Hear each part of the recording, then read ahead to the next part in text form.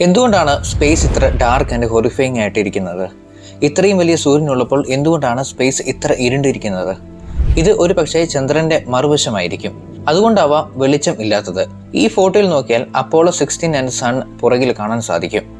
പക്ഷേ സ്പേസ് അപ്പോഴും ഇരുണ്ട് തന്നെയാണ് ഇരിക്കുന്നത്. എന്തെങ്കിലും പ്രകാശിക്കാനോ വിസിബിൾ ആവാനോ ആദ്യം വേണ്ടത് റിഫ്ലക്ഷൻ ആണ്. പ്രകാശം ഒരു വസ്തുവിൽ പതിച്ച് അത് റിഫ്ലക്റ്റ് ചെയ്ത് നമ്മുടെ കണ്ണിലെത്തിയാൽ മാത്രമേ നമുക്കത് കാണാൻ സാധിക്കൂ. പക്ഷേ എംപ്റ്റി സ്പേസിൽ റിഫ്ലക്റ്റ് ചെയ്യാൻ ഒന്നും തന്നെയില്ല. സൂര്യനിൽ നിന്ന് പുറപ്പെടുന്ന വെളിച്ചം മില്യൺസ് ഓഫ് കിലോമീറ്റേഴ്സ് ദൂരത്തേക്ക് പോയാലും റിഫ്ലക്റ്റ് ചെയ്യാൻ ഒരു വസ്തു ലഭിച്ചില്ലെങ്കിൽ നമുക്കത് കാണാൻ സാധിക്കില്ല.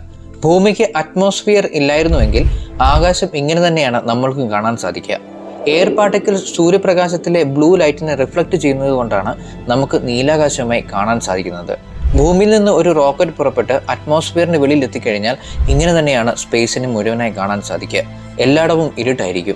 ഇതുപോലുള്ള സയൻസ് ഹിസ്റ്ററി